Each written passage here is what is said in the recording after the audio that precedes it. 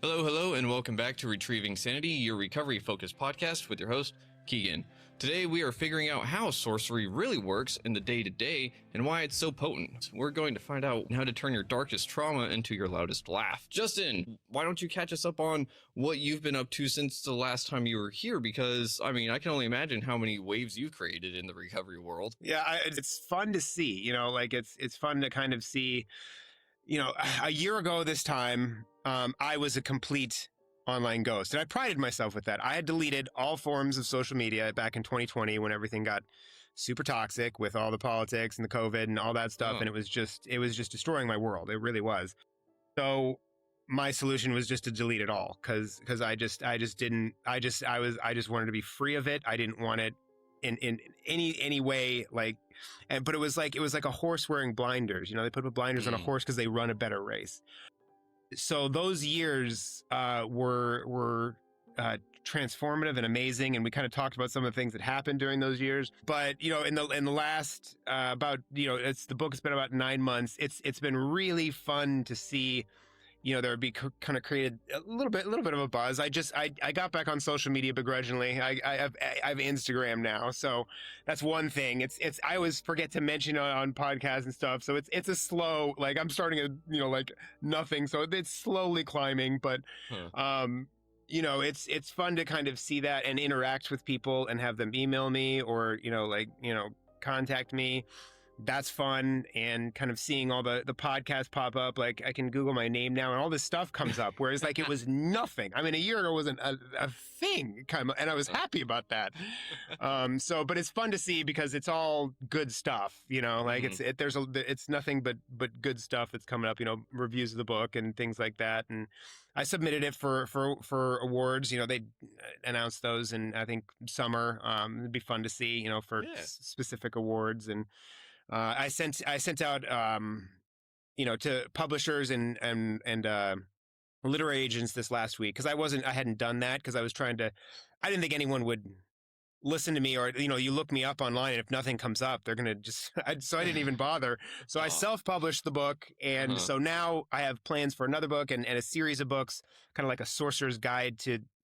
A sorcerer's guide to dating, a sorcerer's guide to parenting, and Sorcery 201, which is another. I want to train to be a shaman. So I have plans. So I sent this stuff out. So it's exciting to see. My main thing is I just have to let things unfold. I can't force, you can't force a flower to open, right? Mm-hmm. You can't force it and say, open and tear out the petals. You're going to kill it. You have to let it unfold, right? So that's what I'm doing. And that's a good suggestion for anyone in life. Just let things unfold. Don't force. I mean, you got to get out there and do stuff, but stop trying to force. Just let it unfold. Oh, man. Yeah, it's so good to hear that you've done so much in such a short amount of time, and getting that online presence definitely is something that will help get recovery and sorcery out there, and it's pretty cool to be able to Google yourself and be like, oh, hey, I'm actually on Google. What? That's kind of weird. With everything going on, a lot of us just kind of maybe lose sight of what recovery is. And like you said, we have to let things unfold. And I was literally just talking to myself about how I'm trying to do certain things in life, and it's like I'm trying to just hit the speed button on it, just go faster. And I can't do that. I have to let things grow. I have to, if I plant a seed, I have to let the seed do its thing. I can tend to the soil. Things just go on their way, and whether that seed germinates or not is not up to me. And so I feel that that's kind of how life is. We set intentions and we either go with them or let them kind of steer us, Real quick for everyone out there, can we dive into the rungs? Because last time we covered them, what they were. So why don't we figure out what they are and how they work in the day to day? Yeah. So that's good stuff. So yeah, like I said there, it's, the inspiration from the rungs before it was of the 12 steps of AA, because I wanted to create something, because I saw a lot of healing happen. I think there's, I probably got into this last time, but there's some good things about it, but there's some not so good things too. And some things I personally don't agree with. And it starts with number one being powerless. Forget that part. Forget that one at all. Yeah. So, right that, I ran into a brick wall right away, so, but so instead of, moving forward, rungs, you move up, because a bird has a better perspective on things than a worm. So it's, it's a perspective, and it kind of, they're very fluid, and, they're not rigid like the steps. That's the one thing, I didn't vibe with AA it's so, religious, without being religious. It's kind of disguised religion, and Yep. it's very rigid in that there, institutions that don't embrace change, I'm wary of. Yeah. Religion, you're not going to go in changing things and change. And AA is the same way. You're not going to go in and be like, what if we make some changes to the steps? I mean, is this really? I mean, this is 120 years ago. It's just not going to happen. So these things that don't embrace change, because there is one constant in life, and that's change. Yeah. That's where this came in. It was like, maybe I can, think about something a little bit different. So the rungs, they're the first one, and we can get into that, is shadow work. Are you familiar with the shadow? Yep. I'm very familiar with the shadow, and the most recent way I described it to someone was, think of the cartoon version of Peter Pan, where his shadow is off doing its own thing, and he kind of needs his shadow to be whole, but he has to kind of get control of it to really be himself. And like a lot of the times, I feel like our shadow, if we're not aware at least of it, it's often causing mischief. And we come back and we're like, shit, I got to pick up this mess now. What do I do about that? So yeah, it is. It's about embracing the shadow, because, if you don't embrace it, then you're kind of creating the same feelings and emotions that make up the shadow. If you're getting, angry at it, well, now you're creating anger over something that just is. And so part of the shadow is that fear and anger and limiting beliefs and all these things that kind of make us up, but they're not bad things. No. It's just, it served a purpose at a time in my life, but that time is over. I no longer need it as much. And like last time I said, it's, it's taking care of the shadow. It's in the back seat. It's, I said it's, it's either driving the car, it's in the passenger seat, or it's in the back seat. And for me, obviously, if it's driving the car, it's going to want to drive off a cliff every time. It's going to aim for the cliff every time. So when the shadow, and there's been times that it's been that way. It has been driving off the cliff. And so, but and there were times in my life, for me, it was that was my 20s. Okay. So we can dive in a little bit deeper, because we're diving in. So my 20s, that was the time when I was driving the car, and I just could not function in life at all. I was, there were weeks I was without a home. Like, I was spinning on park benches and in places that were not good at all. And, there were times in jail, because it was just drugs and DUIs and nothing, I somehow avoided felonies. Not that I didn't commit any. It's just that I didn't get caught for any. But and nothing, super violent or anything. It just was just a lot of drug possessions and DUIs and this and that. And so it was never prison time, but jail. It was not, either way, it's not fun. It just, even 24 hours in jail it feels like 2 weeks. So yeah, getting in there, going to the halfway houses and rehab, and kind of the first time I went to rehab, it was in my late 20s, and I kind of figured, it was like, just get me clean. Like, I'm not experienced. I am struggling because I have all these drugs in my body, and I go through withdrawal, and I need more drugs, and just get me clean and I'll be fine. So I did not pay attention to any of the spiritual aspect of, rehab or anything like that, that whole thing. And so the first, and somehow I lasted 3 months. Well, I'm really proud of myself. Yeah. I know that's a long time, but then I was right back in it. And so, that second time was, I took things more seriously. I was like, okay, the spiritual thing, I crazy enough, I don't know everything, apparently. Yeah. So, because I'm right back in here, after 90 days. So I kind of opened myself up to the spiritual aspect. And that's when the whole kind of Christian AA thing came in. So I was like, okay.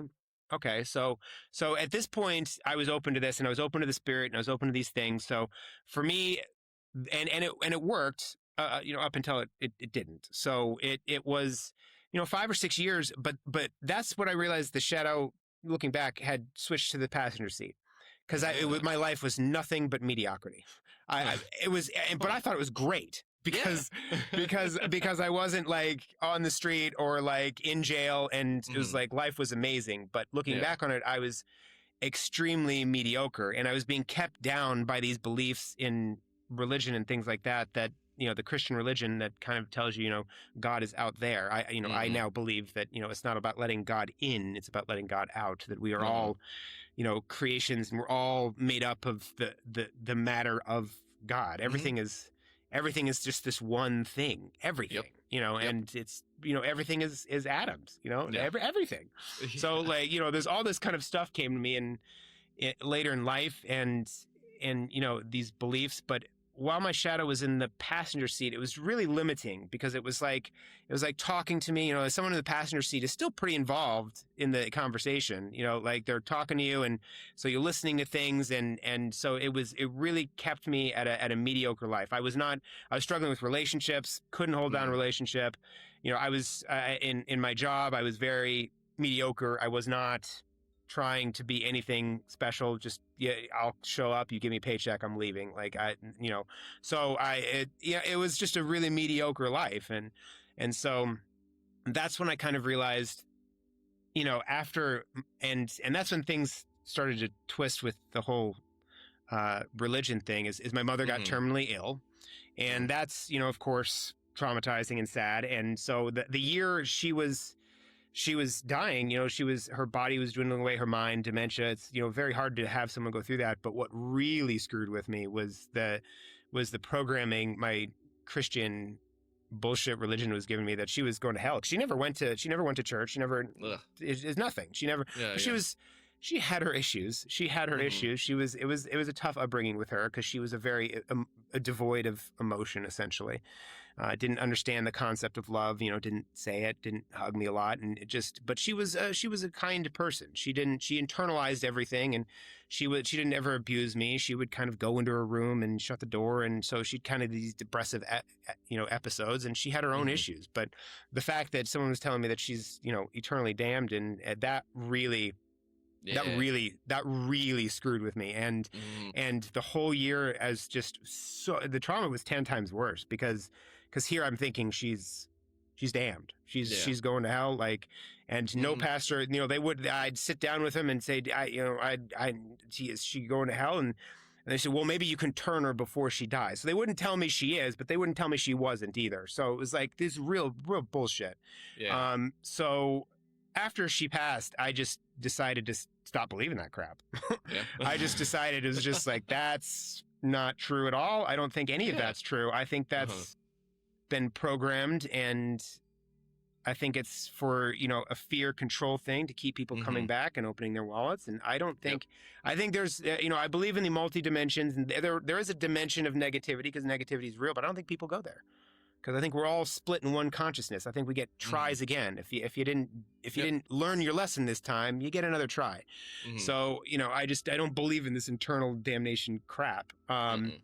And that was part of my shadow too. That was part of the passenger shadow, like talking that fear and talking that smack in my and keeping me back. And so once I kind of had my bliss attack and my awakening, that's when I realized all this stuff, and that's when the shadow finally moved back into the passenger seat, where I keep it lovingly, and I check on it, and I make sure that it's doing okay and how it's doing. And, I always tell people to, how to start with the whole shadow work thing is to name your shadow, because it is not you. No. You are the awareness of the shadow. So, that's the whole thing with, I'm an alcoholic. Well, no, you're not. You are the awareness of the alcoholic. You are not. That is the whole thing with keeping someone down. It's like, no, you're not. You are so much more than your worst trait. You're so much more, and that's it. It's hard for me. I like the community aspect of AA, and I would never tell anyone not to go. And the community thing is just they got that down, man, and that's a beautiful thing to see. But I struggle with hearing this powerless thing, and I'm an alcoholic, and just this low, like, keep people down. Like, I just don't agree with that at all. And it's nothing against Bill Wilson, because if you think about it, if he's trying to create something, he sees that this is a spiritual malady, right? Mm-hmm. That he sees that. And so he creates something that, serves the soul. But, when Mm-hmm. he's creating it, he uses the Bible and Christianity as that foundation because Mm-hmm. there's nothing else. I mean, if you think Mm-hmm. about 1920s America, the New Age movement that I'm so into, the Buddhists, these are things that they're not in America. New Age didn't exist for 30 years down the line. Uh-huh. Muslims were Muslims, Jews were Jews. And if you wanted to be spiritual, you had to be Christian. So Mm-hmm. he didn't have a choice. I don't blame him at all for this. That's the basis he used because that's all he had. Mm-hmm. But I think if he were alive today, it would be something more like this, where it's not attached to any sort of religion or anything like that. But Mm-hmm. yeah, so yeah, the shadow, again, naming the shadow is really important. And I don't know if I got into last time. Did I get into what I named mine? I don't think you did, actually. I know that was one of the questions I was going to ask, so I don't think Yeah. so. Yeah, it's funny. So there's there's a lot of, I use pop culture parables and technology metaphors, and I try to speak to younger males because younger males are struggling right now, and they really, Mhm. really need something like this. So, Yeah. one of my favorite movies is, back in the day was the Tarantino classic, True Romance. Great movie. Great. Have you seen True Romance? I don't think so. Oh, okay. It's a must see. You got to go back and see it. So he didn't direct it; he wrote it. But it is all-star cast: Christopher Walken, Dennis Hopper, Brad Pitt, James Gandolfini is in it, Christian Slater. Like it is stacked with people. But in the movie, Brad Pitt, he plays a smaller role in it. But he plays this stoner character named Floyd.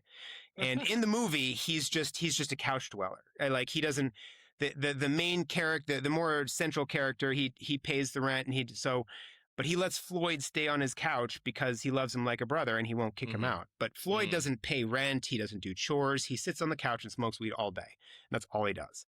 And so my shadow is Floyd, and my shadow doesn't contribute a whole lot to my life. He's my couch dweller. He doesn't continue, but I gotta love him like a brother. I can't Uh-huh. kick him out, Uh-huh. so that's where I found such fun, is just like, yeah, Floyd. Okay. Yep. Floyd's my shadow. He doesn't contribute a lot to my life, but I love him like a brother, and I'm not going to kick him out. But that's the one place I always tell people to start. And another thing, and the best way to have the healthiest relationship I see of someone with a shadow is Eminem. Right? Like, Oh, think yeah. about that. Uh-huh. Eminem has the most healthy relationship with his shadow because he's obviously named it. His Slim Mhm. Shady. It's not me. He continues Yep. to say, this is not me. Yep. I don't think he's ever heard him call it his shadow, but he knows that this is a side of him that is not actually him. Uh-huh. And Uh-huh. he's able to release this shadow in Mhm. form of Slim Shady, and get all this verbal onslaught out, Yeah. without.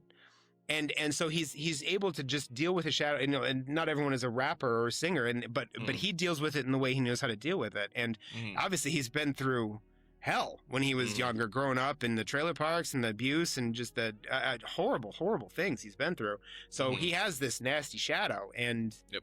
so, but he deals with it in such a healthy way, like I see that, and it's just like, yeah, Eminem, he knows what he's doing. He really knows what he's doing. And we Mhm. all can deal with our shadows in healthy ways. It's obviously it's not going to be rap for me, but, just getting that aggression out, and, we feel the shadow coming up, and just, go to the gym and hit a punching bag, or, there are ways to deal with it. And calming techniques too. Sometimes you just got to get it out. Sometimes you just got to Yes. let it out, and that's Mhm. fine. Like, as long as it's not directed at another human or an animal or even a Uh-huh. plant.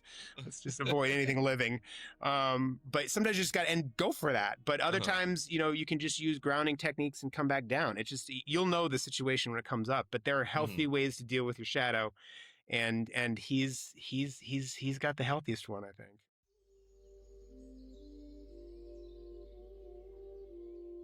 He did find that creative spark, and he transmuted his pain into music and stuff. It's And beautiful. it's amazing. And it's, whenever you hear like turning pain into purpose or something, that's a great example of it. And I think that a lot of us though are just always running from our shadow, or are afraid of the shadow because it's kind of uncomfortable dealing with it, right? Mm-hmm. Yeah. But what you resist persists. If you don't Ooh. heal it, if you don't feel it, you don't heal it. So it's, it's going to, if you continue to run from it, and that's where that's where things can get, people don't want to go through that because it's hard. I mean, it's emotional. I don't like to call it, like hard necessarily, but it's not comfortable. Yeah. But to sit with your shadow, and bring up the pain that is there is the only way to do it. Otherwise, it's going to be directed at different things, but it really has nothing to do with those things. I mean, the whole, Karen thing is just, I feel so bad for all the ladies out there actually named Karen. I can't believe, to be named Karen, I'm so sorry for that happening. I had nothing to do with it, but man, that sucks. But you see it, and you see it's guys and girls, but it's, just getting upset over the tiniest little stupid thing. It's got nothing to do with that. It's that is the shadow emerging, finding something to focus on and then emerging in that situation. It's the whole road rage thing is a great example. It's someone cuts you off, who cares? Just God bless you. I've cut people off. Who cares? It happens. Especially, and most of the time it's people that just aren't simply paying attention. Every once in a while it is an asshole, but even then, just know that they're really, if someone really does it on purpose and they're flipping you out, that is someone who's really, really struggling. And so, to make that be, to let that get to you, and then you're focused, and then you're driving, you're following them, and you're tailgating them, and you're turning off the side, and then who knows what can happen. But you've now focused all the pain and hurt from your father leaving when you were a child or abusing you is now focused on this one individual who doesn't deserve it. And so that's, that, and you see it in society all the time. And unfortunately with cameras now, you're catching people at their worst moment. I feel so bad for these people that, cause they look like total jerks, but I know that there's I call myself a little bit Deepak, a little bit Tupac, and that's the shadow and the divine, the shadow and the sorcerer. And I made my Instagram photo. I made an AI picture, and I had to take my picture and I had to do a photo of half Jesus, half Joker, and that's the two sides of me, right? There's the chaotic, destructive side, and the angelic divine side, and what side dominates is the side you feed more. And that's what the natives always say, the light wolf and the dark wolf. And that's a very famous native saying. And, the one that dominates is the one you feed more. And there are times in my life where the Joker dominated, and I was a real bargain bin Joker. Let me tell you, I was a real, so it's creating chaos on very, very small, stupid levels. I remember one time I was really, I was on some kind of Xanax blackout or something. And then I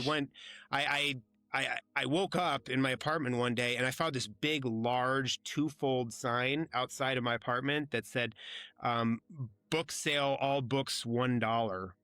So I had stolen this sign. For what reason, I don't know. And how I got it back to my apartment is a mystery, a complete mystery. But it's one of those things. It's the shadow is just just do something to create chaos. This is not, one of these. This is not. I didn't steal this for my benefit. I obviously stole this in a moment to create chaos. And that is the only reason why I stole it. So it's looking back on these things, man, it's just wow. Yeah, the Joker was really in charge then.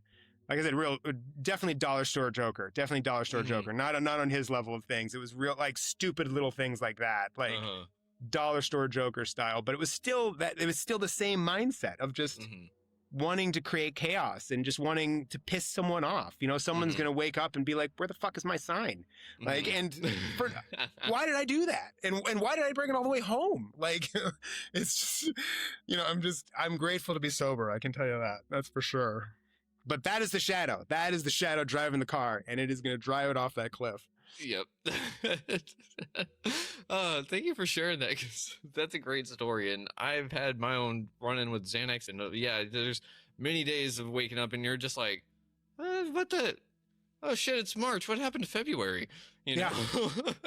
It's bad stuff. I mean, and it really took me off because it's like a drunk pill. It's like there's you don't really feel much of a hangover. There's no calories involved. There's no throwing up. And like I remember the first few times Xanax, and it was a doctor who prescribed it to me. Yep. You know, I didn't need to always go to, the shady drug dealer. Nope. You know, my other drug dealer accepted credit cards and he had a fish tank and magazines to look at while I waited. You know, that was my first string drug dealer. My second string was the one I called when I couldn't get my first string. Yeah. Yeah, but yeah, that's the society we kind of live. We got to be aware of what we're taking and intaking. We have to, because they don't necessarily, and it's not necessarily their fault, because they've just been programmed by society to listen and prescribe, and it's just listen and prescribe. You're not going to go to a psychiatrist's office and not leave with pills. So when I was having all my crazy stuff as a kid and a teenager, and that's what they told me, you need to take him to a doctor. He's got some issues. And yeah, putting me on Adderall and Xanax was a really great idea. Like, it's, like, it's just like, oh, this is great. Let's keep doing this. No. Yeah, it hits that little part of you that's like, oh yeah, that's what I'm supposed to feel like. Okay. You know? Yeah, it's gone. Yeah, the pain and like that, and that's where the spiritual bankruptcy. That's when you know you're spiritual bankrupt, is when you get addicted to stuff like that, because all of a sudden, like, everything is okay. So it's like, and that's how you know there's an issue going on, because everything is all of a sudden okay. And there's so many things, right? There's so many things that, we can take our attention. It's not just drugs and alcohol. It's, sex, gambling, the phone is the biggest one. Food and the phone are probably the two biggest addictions that I see out there. But it can be anything, just to take us out of feeling. If you can't if you have a phone and you can't put it down for more, for more than 10 minutes or something, you got to pick it back up and get back on. Like, that's your soul calling for healing. There's something going on with your shadow, and it's like, and that's how it's like you're ignoring the pain. By ignoring that pain, you're continuing to make it worse. Yeah. So that's the biggest thing, I think, with people these days, is it's just, wow, it's everywhere.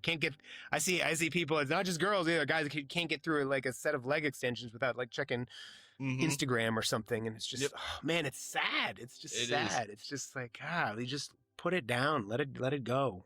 Like, just be. If you're constantly being a human doing, you can never be a human being. Yeah.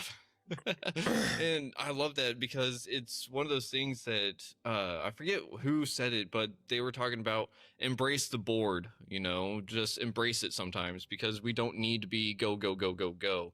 And kind of like what you were saying, it makes me think of like the original meaning of the word demon.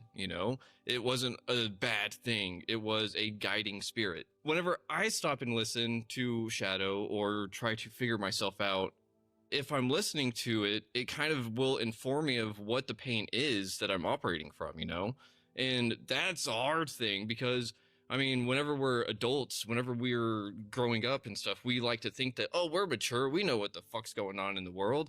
And no, a lot of the times we don't. And it does take a lot of experience. And I think that it comes about in those maladaptive traits. We learn to survive.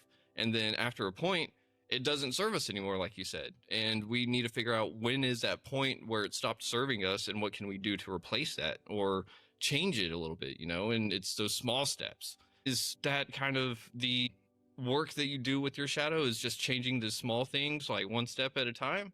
Yeah. So, well, and it's realizing again, which is which. The shadow is the reactor, and like the sorcerer is the responder. So you're always going to react. Yeah. You're always going to, like, in the moment, things like there's like an energy that'll come up and make you angry, and like this person kind of, but how long you stay in that energy is up to you. You can react, that's fine, but how long are you going to stay in that reaction? And some people, and that's the problem with the shadows, like they get cut off on the way to work, and they keep that energy, and then their entire day is ruined. That can a bad mood can turn into your personality if you allow it to. So, and that's what that's what a lot of times happens. It's just trauma starts to happen, and then they let it seep in, and then a day turns into another day, and then a week, and then a few weeks, and then so now your mood has now turned into who you are, and now you are your trauma. So there's a lot of people walking around that are living their trauma Mhm. every day, and because Yeah. they're not aware of what's going on. So Mhm. awareness is the key to the shadow. But it's about, you know, understanding what's going on, respond, react, but it's also like sitting with the discomfort, and because Mhm. that's what's going to get it out. You have to sit with it, and meditation is obviously going to bring it up. And Mhm. I have meditations where I'm kind of focused on the future, or like good meditations, but then there's times when I just kind of sit in silence and just will feel and just kind of bring Mhm. things up and bring up disturbing memories and Mhm. kind of let those process through. Whatever they process through, it can tighten up your body. You can get tears. It's Mhm. whatever's happening, and you don't have to do it for long. Like, just try for 5 minutes. And I'm not doing this all the time, but I will take 5 minutes. And it's not even every day. It's just and stuff will kind of come up so that Mhm. I'm not holding on and keeping all these traumas. We just keep them, and then they Mhm. add up, and then it's like it just boils over eventually if you just Yeah. hold on to all this crap that's happened. Huh. So yeah, it's really about that, and it's super important to understand like how important it is to heal, because it can not only ruin your life, it can ruin Mhm. the lives of every people around you. Like, I was in rehab with a native guy out here in Arizona, and um, he just had a really awful situation. A lot of them do with they've been treated very poorly, and a lot of them have a lot of money without anything to do. Um, whether that's good or bad, I don't know, but it that's the way it is. So they were he had a very alcoholic mother and father in jail, and so you have to understand, her programming was her shadow was just going crazy all the time, and it was obviously affecting him, and these nasty things she would say to him, and kind of before 7, our limiting beliefs in that part of the shadow, a lot of it is programmed before 7, because we Yeah. have no filter for what's real and what's not. Mhm. So when you're told something under 7, you just accept it as truth. So one of the things he was told was that he was just like his father, and so he ended up just like his father. So he was in and out of rehab and couldn't stay sober. And I was in rehab with him, and he was on probation or parole. He was wearing an ankle bracelet, and he left. He didn't even last 30 days. He jumped the wall and left. So and that's and he's just going to continue in this sad cycle over and over and over and over. And so his life was, anyone can wake up and start to heal at any time, but his life was destroyed by his shadow was created by someone else's with shadow. And so it's really, really, really important to understand the shadow and how it works, and all these and everything that makes it up, because it's made up of both limiting beliefs and our traumas, and they kind of go in together and make up this side of us that is just needs attention. Because I Yeah. never say it's bad, but it Yeah. needs attention. And so many Mhm. people don't understand where their lives are, suck. And Ugh. it's because of, they're not healing, because you can't. Mhm. Healing is an active process. Yep. It And is. it You can't. hurts. Time does not. The bullshit of that statement, "Time heals all," that is not true at all. It No. is. It is. It takes active healing. It is not Mhm. just time, because Nope. when a trauma happens to us, where it gets put is in the subconscious, in the shadow. So that's where time puts it. It stops from we think we're healed, right? Mhm. Because we're not experiencing maybe something all the time. Like when a trauma Mhm. first happens, you're in the trauma, and it feels like time has, okay, well, now I've healed. Well, no, it's just in the subconscious. And now, just like a broken arm, if you Mhm. don't heal that broken arm properly, it's when you touch the arm, you're going to get a reaction. And Mhm. so just like the shadow, you touch something in the shadow, and this trauma that hasn't healed, you're going to get a Mhm. reaction. And it's the Yeah. same thing. So people with anger issues, and it's Mhm. all just it's all coming from that shadow, and an addiction to those emotions. They've been running the Mhm. shadow, and anger is a very charging, addicting um emotion. And so people, I had an ex-girlfriend, and like she was so good in for me in terms of seeing how damaging the shadow is, because she was really, Mm-hmm. really messed up. Like, really, she Oh, had so many things that had happened to her when she was little, and she wasn't interested in healing. And so, I mean, she took our infant son, and I still haven't seen him for 3 years. She went to ah, Boston to visit family, and then just cut off, what? like just turned off her phone, like stopped answering emails, like we just moved. So I mean, yeah, and that's another example of the shadow that, yeah, and it's hard. It's a very strange grief in that I can't completely let go of it, and he's out there, and it has nothing to do with him. He's an infant, so I'll be there, and I have a feeling someday we'll be reunited, and it'll be great. But that's another example of just she she lives her life like a cornered animal. So, a cornered animal never knows if you're there to help or hurt or kill it, or so they're going to react to everything. It has no idea. And that's that shadow, but that's that reacting of just, and she just reacted and just left one day and just took everything, just left and just left all her stuff and just was gone. So, it's just, that's the danger in not healing the shadow. And she would find things to get angry at because she's used to feeling angry, and I wasn't doing anything really to make her angry, so she'd find things to get angry at or make things up in her head, like, yeah, create the chaos. You came home from late, you must be cheating on me. Oh. Yeah, late from work. It's like, what? Yeah. Where are you coming up with this? It's like, so like it has nothing to do with anything. Like, I would let her use my phone because I had nothing to hide. But like and I'd be like, what are you, because and now I realize it was just because she was so used to being angry that she'd find things to get angry at. It could be dishes in the sink, or, once you're used to feeling that, not feeling that feels strange. So now you need to find things. And that's another great example of importance of healing, because it can, she really screwed things up, and I've gotten to a point where I'm totally forgive her, and I don't, because I understand her, I understand. It's like, oh, she's a corner, all these things kind of came to me in meditation. And when you can kind of connect to that source energy in that field, you receive messages in meditation, and my understanding for her and writing all this about the shadow has just, I totally forgive her. I wish she would, forgive herself and be able to move on for his sake. I don't ever want to be with her again, but, but for his sake, to at least, but it's just, I think it'll happen at some point. But that is another great example of the danger of an unhealed shadow. And she did not want to face those demons, that because they can be scary, but you got to remember, feelings, we label these feelings as bad, but maybe they're just feelings, and they might feel uncomfortable, but if you're labeling them as bad, you're creating the same story, the judgment. Yeah. And well, in the judgment too, it's like, because if you're sad and then you're angry that you're sad, well, now you're hysterical. So it's being able to feel the emotions, like when you're bringing them up, and just letting them be without judging them. Because the reason we suffer from these emotions is because we're judging them and making them worse and turning them up.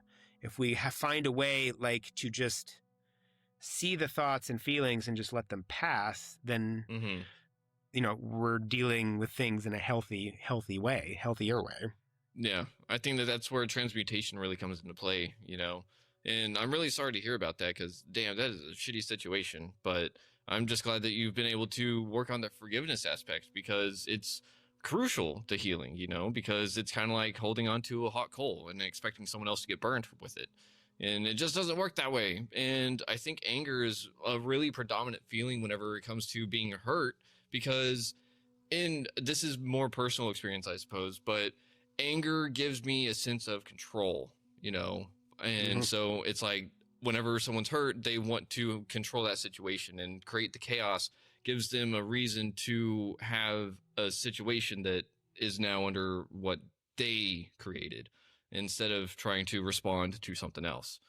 Like you said, it is addictive. And I think that that's why a lot of people have a hard time letting go of it. But you also said that the mood becomes the personality. So whenever you try to change that mood, you're essentially changing your identity, and people have a hard time doing Hmm. that. So it's not Yeah, something it that, takes time yeah, it takes time, and it, like you and said, effort. it's that, yeah, it's that active effort. We have to be intentional with what we're trying to do in our thoughts, and we can't shame ourselves out of, we can't shame ourselves into healing, because if we do that, like you said, we're telling ourselves the same story and or giving it more ammo. So dealing with the shadow is amazing in that aspect because you figure out who you really are. What is the second wrong? That I call it a call for inaction. So there's Mm, the famous phrase, this is a call for action, call to action. This is a call okay. for inaction, Yeah. and that's meditation. That's why Mm, it's the second one, and how important that is. But that is how to hack the subconscious, mine the subconscious, and get to all those things that you no longer maybe hold true or believe, or there's one we have one energy, and mm, when we feel fear, that energy is being filtered through BS or belief mm, systems that yeah. may no longer serve us. So Mm, whenever you're feeling fear, and I'm not talking about like fear, like sitting up, standing on a cliff and feeling that's real. Don't worry legit. about that. That's there for a reason. Yeah. Leave that fear. We want that. But Uh-huh. the majority of our fears are not legitimate fears. Mm-hmm. And AA had a great phrase I heard. Fear is false evidence appearing real. The acronym, false evidence appeering real. And Uh-huh. when faced with fear, we can face everything and recover, or fuck Mm-hmm. everything and run. And so there's definitely one choice is better than the other there. And Yeah. to be able to kind of sit and mine the subconscious and figure out those limiting beliefs, so that when we're feeling fear, that it's just that energy is being filtered through these limiting beliefs and things, and we're feeling fear. Whereas joy, it's that same energy is being filtered through things that we do resonate with and we do hold true. And so Hmm. it's all one energy. And so it's finding those things. If you're living in a lot of fear, Mm-hmm. it's time to sit down. It's a call for inaction. Yeah. If you live a life of fear, and I see a lot of people that are, there's one woman that walks in the park every once in a while, and she looks like she's about to rob a bank. I mean, she is full on, like, sunglasses, big hat, like long sleeves, and like a face cover. You can't. She looks like she's about to rob a bank, and obviously this is someone who is scared to death of the sun. I mean, Yeah. there's no Yeah. other reason for this. I mean, this is Mm-hmm. Arizona. I'll see her out there, in 80, 90-degree heat, and just full gear, Just. and Uh-huh. she's just living this life. She obviously loves walking, which is great, Yeah. but and I'm not even sure if it's a she. I think her body size looks like it's a she, but I'm not even Uh-huh. positive of that because you can't see anything. So so it's just these people just living in fear, and it's just Mm-hmm. not healthy. And there's reasons for all these traumas, and you have to, and sometimes there's reasons, and sometimes there's not. It can be just a complete, you could just be scared of airplanes for no reason. Yeah. There's just, Mm-hmm. and there is a reason, but you have to kind of get into that meditation and find those things. That's kind of how it works with the shadow. And obviously Mm-hmm. meditation can go many different ways, because you can kind of, you can Yeah. use it to relax. You can use Mm-hmm. it to mind the subconscious. You can use it to create your future, which is, Mm-hmm. I do that every morning. I kind of attach myself to the energy of the future, which is what's pulls it in. When I'm constantly seeing myself, in this, with everything that I'm envisioning, that Huh. energy is there. So you're kind of Mm-hmm. connecting. I believe there's various different versions of me, and whatever you want this reality to be is how Mm-hmm. you hold your energy.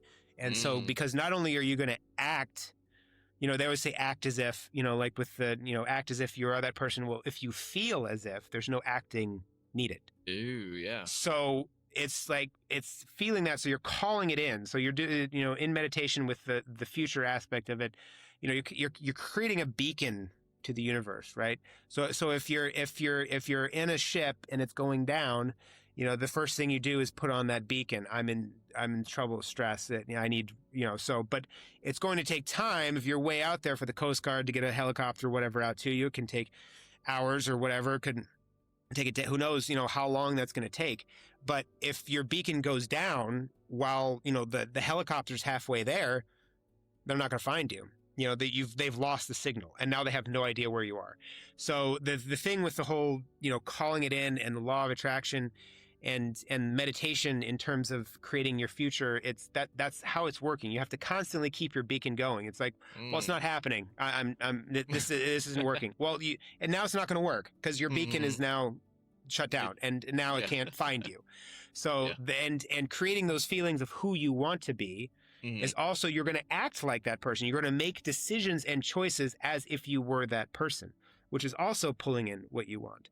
Okay. So these are all things, meditation, we can go lots of different ways with meditation. I know we're nearing the end here, but, these are all things that we can certainly get into, but, that's that whole attracting, and that's healing too, is attracting the person that you want to be. And, we have to trust the law of attraction like we trust the law of gravity, right? Like, it's the law of attraction. It's not the theory of attraction. It is the law of attraction. And what you're attracting is, I wouldn't go up to a cliff and look down and be like, well, maybe this time I'll float away. Like, I trust the law of gravity. I trust it completely, 100%. I trust the law of gravity. So it's the same thing with the law of attraction. And is creating that person that we want to be and calling that in and just trusting that it's on its way. I like to say, don't chase the waiter. You're not going to go out, you're not going to place an order at a restaurant, and immediately, you place an order and then you go tap the waiter on the shoulder and be like, where's my order? Well, you just placed it. It's coming. Don't worry about it. You have faith that you've placed that order. They're back there cooking on it, and it will come out when it comes when it's ready. Yep. And so you can't chase the waiter. So that's another thing. I have to remind myself. It's not even telling other people. I have to remind myself. It's like, don't chase the waiter. You've placed your order, and now you're just letting it unfold, right? Right? Let it unfold. So, yeah.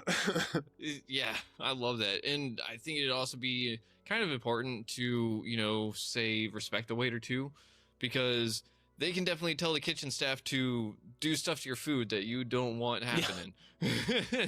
Don't chase or definitely respect too. Yeah.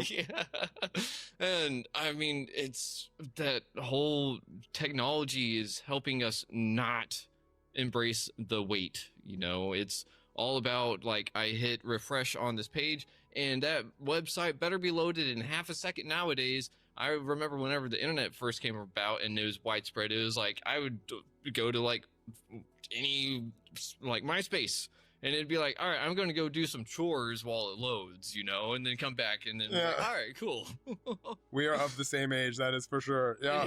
It's ruined our attention spans. It's ruined a lot of people's attention spans, which is very hard to be marketing a book, because especially a book that I'd like younger males to read, because it's I had to write it in a way that was funny and entertaining and try to keep people focused. But even that is really difficult, because it's the Instagram and everything. It's just 2 seconds. Nope. And it's really screwed with our, it's not necessarily a bad thing, but it can, the people that are overusing it have really rewired their brain in not a good way. It can be rewired back, but it takes effort. It takes effort to rewire it back. There's always healing. There's, you can't, no one is hopeless and ruined, but it takes effort, and it's uncomfortable at first whenever you're rewiring your brain back to something, whether it's getting off drugs or trying to use the phone less. You're it's like a thought trail. You're a trail that's well trodden. That's you get on a trail out and hike, and it's there's a trail that's very clear and obvious. And when you get off the trail, there's you get prickers in your feet, and there's trees in the way, and it's. But that's what you're doing, is you're getting off your trail, and it usually takes a machete, and it takes a lot of effort, and you have to, that first time is really tough. You do it again, it's a little bit, but you keep doing it, and then that trail becomes the trail more taken. But the other trail is always there. That's the thing. You've made that trail, so that's the same with addiction. For that trail is still there. It takes a long time for that vegetation to grow back, and to not become a trail anymore.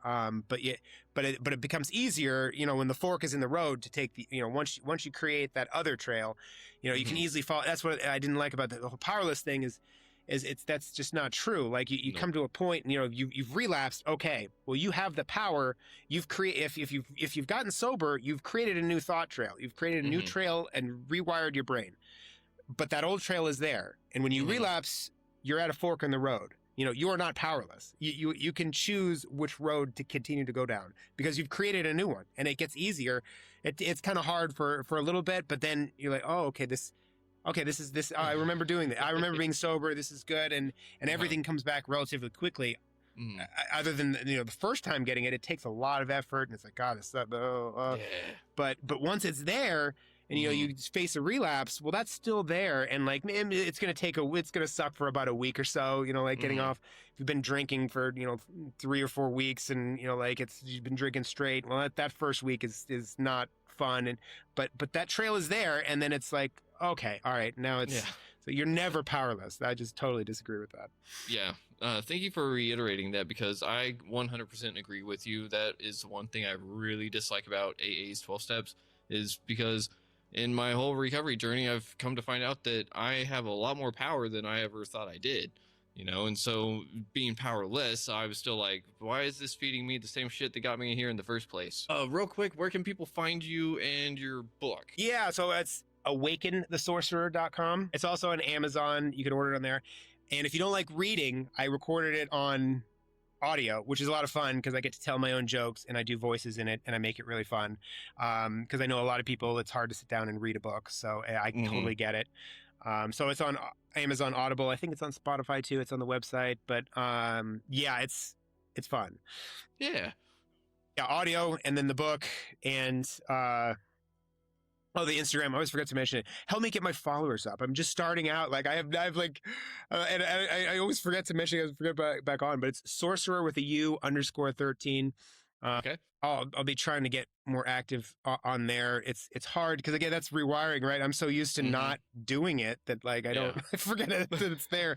But I like connecting with people and I like hearing from people. So I need to get better at it. I'm still working on things here, but those are the ways. Oh, if you want to copy the book for free, and I will send you a PDF if you don't mind reading on a computer, and my email, or if you just want to chat. I like hearing from people. It's always fun. Sorcerer13@gmail. No underscore. Underscore for the Instagram. No underscore for the email. Gmail. Gotcha. Cool. Sweet. Thank you for highlighting all that for us, Justin, because it's one of those things that recovery does take a group effort in a sense. I think it is something that we need a little bit of community with it, and we can also do it on our own, but sometimes we just don't know how to create that first path. And it's great that you have this out there. And I mean, I'm looking forward to our next conversation because like you said, we just found the flow state, and like we were talking about what we were going to do before the recording, and it's like, all right, let's talk about the rungs. And it's like, all right, we spent all this episode on 1 and a little bit on 2. Yeah, just getting warmed up for 2. Yeah, well, and I believe that when you're in a flow state, so that felt about like 15 minutes. Yeah. It is my belief that we aged only 15 minutes in this last hour, because the hour felt like about 15 minutes for me. So it is my belief that we aged only 15 minutes. So let's go with that. That's really cool. I like that. I'm going to have to play with that. Yeah, find your flow state, because that is my belief that when we're in those times where it's just like, oh my gosh, time just flew. Like if you're talking with a friend, I think you only age the amount of time that you feel. That is my belief. That's really cool. Because I mean, I'm sure you've had this moment where like you're sitting there like at school and you're doing the test or whatever, and you look up at the clock and you're like, all right, 2 seconds has passed, and then you finally see the second hand go boop, and you're like, yeah. Yep. There's times that it really slows down too, but I think when it speeds up, I think we're de-aging ourselves. That's awesome. I'm going to have to run with that idea because I like it a lot. Do it, yeah. And it makes sense to me. So find your flow. Yeah, find your flow. And I mean, I think everyone can find it using your sorcery book. And I just got to say thank you again, Justin, because this episode has just been amazing. Do you got any last words for the people out there that are watching this for the first time? I love leaving it with, I don't know if I left it with last time or not, but I'll say it again because it's really important.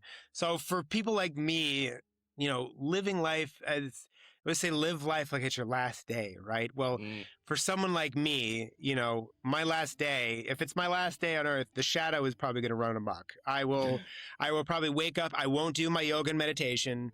I will probably start drinking. I'll end up at a bar, and I might rob a pharmacy. I don't know. It's my last day. Who knows what's going to happen? It's my last day.